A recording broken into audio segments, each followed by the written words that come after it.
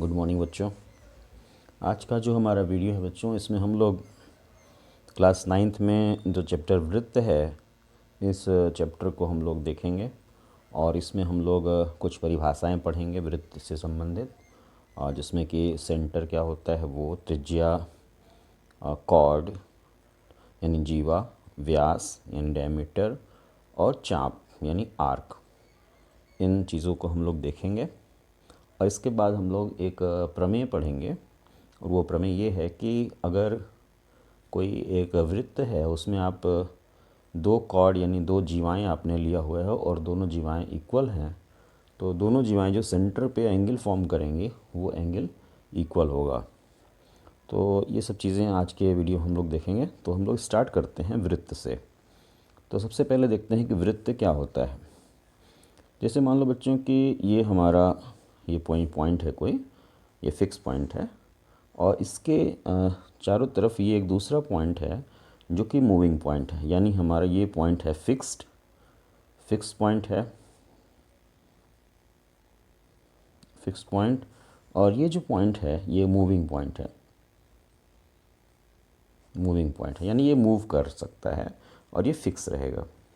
अब हमने ये कहा कि इस पॉइंट को इस तरह मूव करना है कि जब भी ये मूव करे, उसकी इस पॉइंट मूविंग पॉइंट की जो डिस्टेंस है इस फिक्स पॉइंट से ये कांस्टेंट बनी रहे, ये चेंज ना हो। यानी अगर ये डिस्टेंस अभी फ़िलहाल मान लो आप 3 सेंटीमीटर है, तो जब ये मूव करे वो उस प्रत्येक दशा में, प्रत्येक सिचुएशन में ये जो डिस्टेंस है 3 सेंटीमीटर ही बना रहे। अब ये पॉइंट इधर मूव नहीं कर सकता, तो अब ये इधर नहीं मूव कर सकता क्योंकि जैसे ही ये इधर मूव करेगा, ये जो डिस्टेंस है इस पॉइंट की, इस मूविंग पॉइंट की, इस फिक्स पॉइंट से ये बदल जाएगी। जबकि हमें इस डिस्टेंस को कांस्टेंट रखना है, बराबर इतना ही बना के रखना है, 3 सेंटीमीटर ही बना के रखना है। और ये पॉइंट अब इधर भी नहीं मूव कर सकता क्योंकि डिस्टेंस कम हो जाएगी।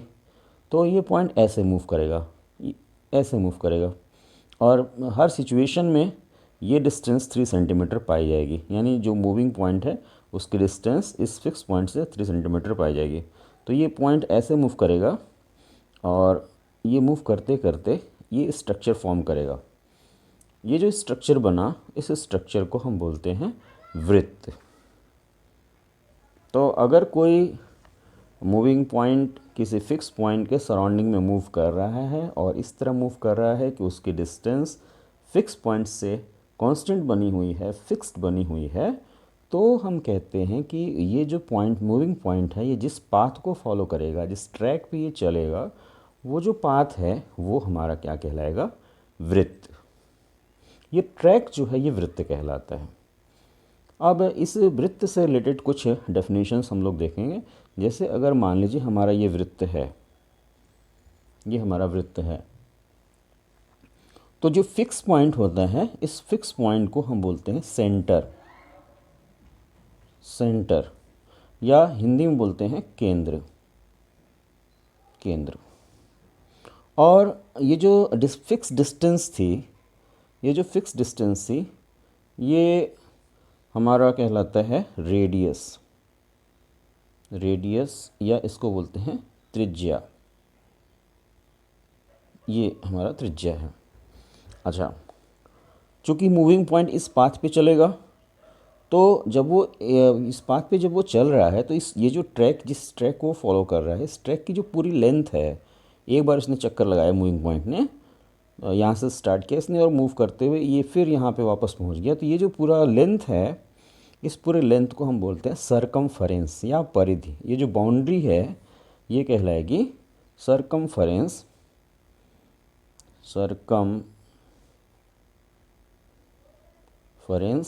या इसको हिंदी में बोलते हैं परिधि। अच्छा, इसके बाद हम बात करते हैं कॉर्ड की। कॉर्ड माने जीवा। अब मान लीजिए कि हमारे पास कोई ये वृत्त है और इस वृत्त पे हमने दो पॉइंट लिए, पॉइंट ए ये लिया, पॉइंट बी ये लिया। अच्छा, ये दो पॉइंट को हमने ज्वाइन कर दिया, तो ये जो लाइन सेगमेंट मिला, किसी भी दो पॉइंट को हमने इस सरकमफरेंस में यानी परिधि के किसी भी दो पॉइंट को हमने ज्वाइन कर दिया, तो ये जो लाइन सेगमेंट मिलेगा, इस लाइन सेगमेंट को हम बोलेंगे कॉर्ड, या हिंदी में बोलेंगे जीवा। अच्छा, इसी वृत्त में मान लीजिए इस वृत्त का जो सेंटर है वो यहाँ पे है, तो नो डाउट कोई ना कोई ऐसे कॉर्ड आपको मिलते चले जाएंगे। कोई ना कोई कॉर्ड ऐसा होगा जो कि इसके सेंटर से पास करेगा, बिल्कुल सेंटर से पास करेगा कॉर्ड। तो ये जो कॉर्ड सेंटर से पास करता है, इस कॉर्ड को हम बोलते हैं डायमीटर, डायमीटर या व्यास। डायमीटर बोलेंगे या तो व्यास बोलेंगे। अब जो चीज़ हम लोग डिस्कस कर रहे हैं बच्चों, वो काफ़ी इम्पोर्टेंट है और इस को हम लोग थोड़ा ध्यान से देखेंगे। ये है आर्क। आर्क क्या होता है और आर्क को हम रिप्रेजेंट कैसे करते हैं। तो मान लीजिए ये हमारा सर्किल है, ये हमारा सर्किल है और हमने इस सर्किल पे दो पॉइंट लिए, पॉइंट ए और ये पॉइंट लिया पॉइंट बी। अच्छा, अब पॉइंट ए और पॉइंट बी कर क्या रहे हैं कि ये जो इसकी सरकमफरेंस है, इस सरकमफरेंस को इन दो पॉइंट्स ने दो पार्ट में डिवाइड कर दिया। एक पार्ट ये हो गया सरकमफरेंस का छोटा सा, और एक पार्ट ये हो गया। तो ये जो दो पार्ट में डिवाइड हुआ सरकमफरेंस का, ये जो पार्ट हुआ, ये चाहे ये पार्ट हो चाहे ये पार्ट हो, ये दोनों पार्ट कहलाएंगे आर्क। यानी हम कह सकते हैं कि किसी भी सर्किल के सरकमफरेंस का अगर कोई पार्ट हमारे पास है तो वो पार्ट हमारा आर्क कहलाएगा। जो छोटा पार्ट है यहाँ पे, इसको हम बोलते हैं माइनर आर्क, माइनर आर्क या लघु चाप, लघु चाप। और जो बड़ा पार्ट है हमारा, ये जो बड़ा पार्ट है, ये हमारा कहलाएगा मेजर आर्क। ये मेजर आर्क कहलाएगा, मेजर आर्क या दीर्घ चाप।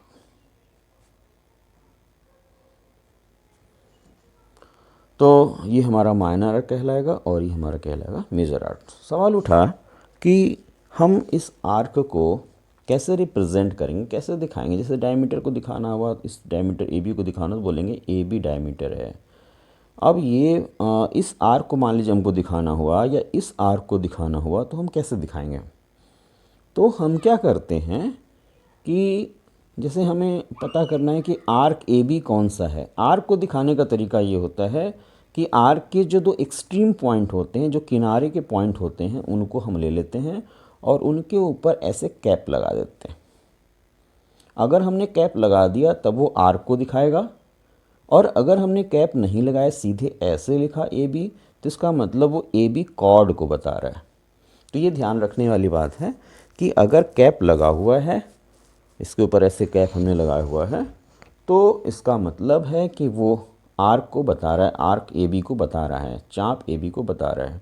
और अगर ये कैप नहीं लगा है, इसका मतलब वो कॉर्ड ए बी को बता रहा है, इस कॉर्ड की बात हो रही है। अगर ये है तो इस कॉर्ड की बात हो रही है, अगर ये है तो इस आर्क की बात हो रही है, इस आर्क की बात हो रही है, ये हम अभी आपको बताएंगे। अच्छा, मान लीजिए हमने ऐसे लिखा ए बी, तो अब ये आपके दिमाग में क्वेश्चन आएगा कि ये जो ए बी है, ये इस माइनर आर्क की बात हो रही है या मेजर आर्क की बात हो रही है। तो कैसे पता करेंगे। हम क्या करेंगे, इस आर्क को पता करने के लिए हम ए से बी की तरफ जाएंगे और एंटी क्लॉकवाइज डायरेक्शन में जाएंगे। तो ए से बी की तरफ आपको जाना है, तो या तो आप ऐसे जा सकते हो या तो ऐसे जा सकते हो।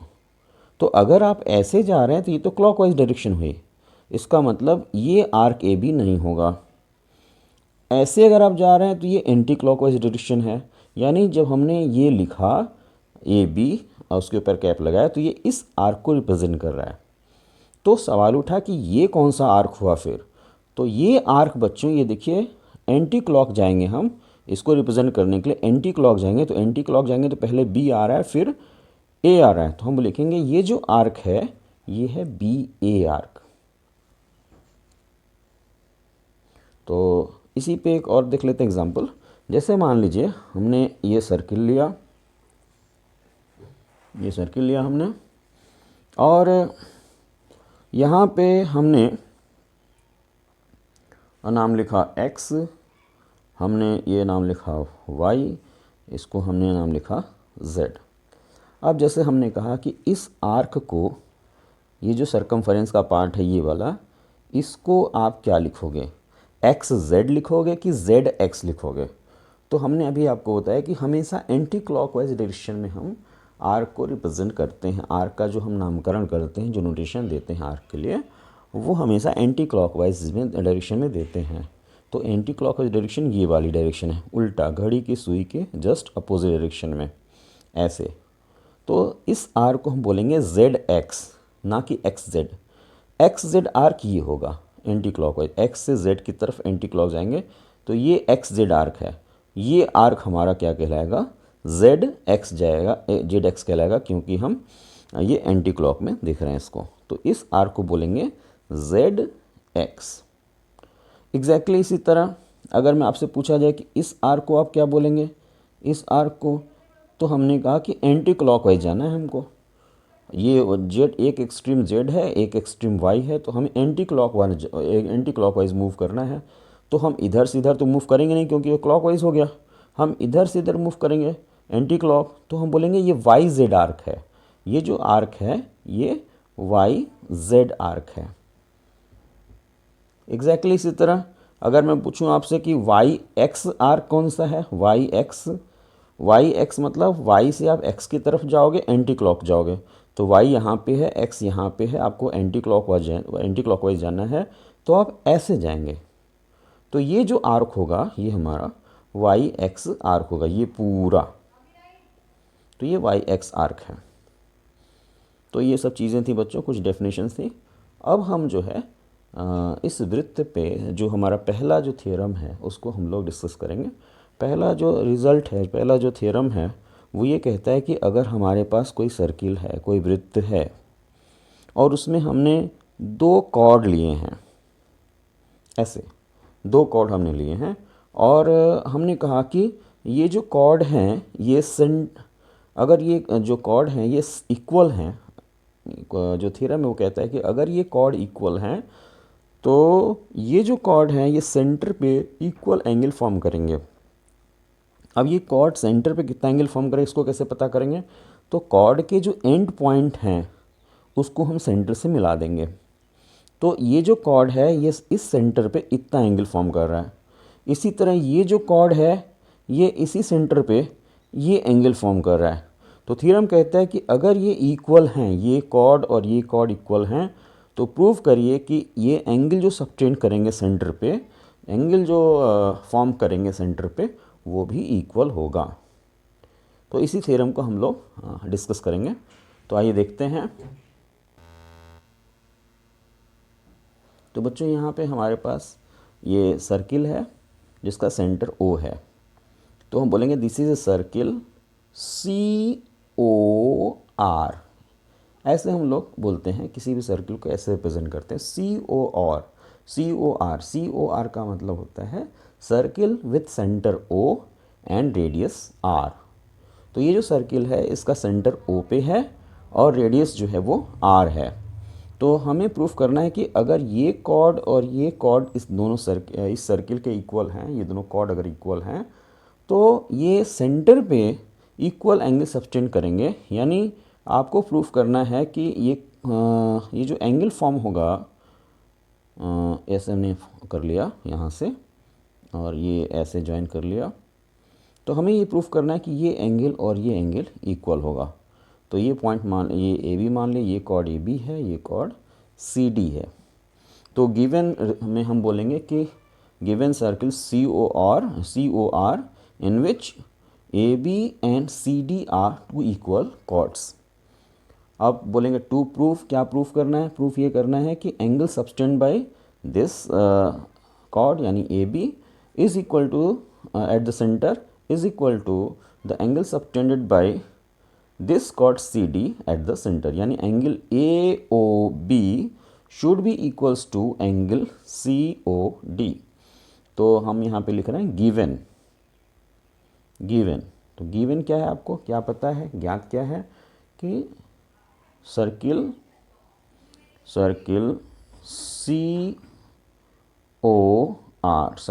COR in which two chords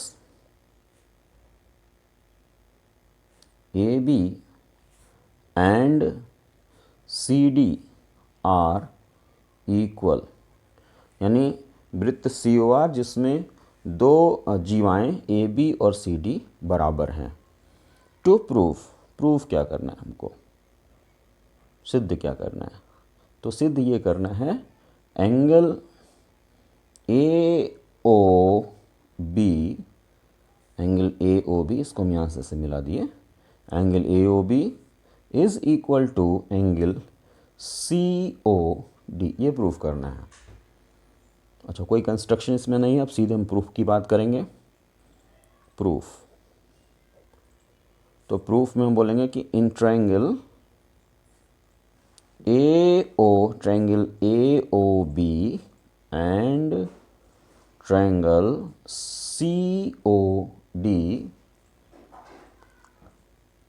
AO is equals to OC।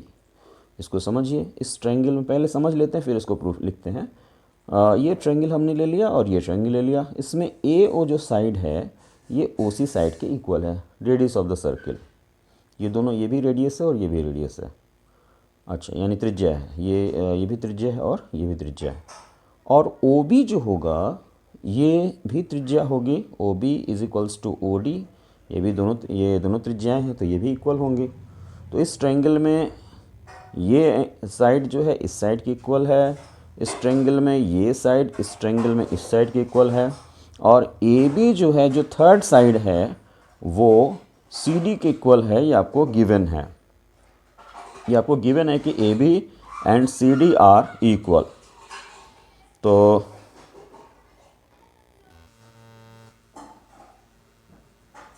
तो AO बराबर OC है, AO बराबर OC, OB इक्वल है OD के, ये आपका हो गया रेडियस ऑफ सर्किल, और सेम रीजन इसके लिए भी रेडियस ऑफ सर्किल।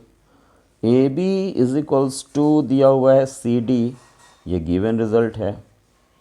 तो हम कह सकते हैं कि ट्रायंगल AOB कॉन्ग्रुएंट होगा, सर्वांगसम होगा ट्रायंगल COD के। एंगल AOB कॉन्ग्रुएंट है ट्रायंगल COD। आप रीज़न देंगे S क्राइटेरिया, S क्राइटेरिया से हम कह सकते हैं कि triangle OAB is congruent to angle OCD। अच्छा, अब ये जब कॉन्ग्रुएंट हो गया तो हम कह सकते हैं कि एंगल AOB जो होगा, एंगल AOB ये इक्वल होगा एंगल COD के। रीज़न ये है CPCT, यानी these two are the corresponding parts of congruent triangle। चूँकि ये दोनों corresponding parts हैं congruent triangle के, इसलिए ये भी आपस में इक्वल होंगे, और यही हमें प्रूफ करना था, hence proved। तो बच्चों, आज की वीडियो हम लोग इतना ही रखते हैं। जो हमारा नेक्स्ट वीडियो होगा उसमें हम सर्किल पे बेस्ड नेक्स्ट थ्योरम डिस्कस करेंगे, और वो थ्योरम ये जो थ्योरम है इस थ्योरम का कन्वर्स थ्योरम होगा। धन्यवाद।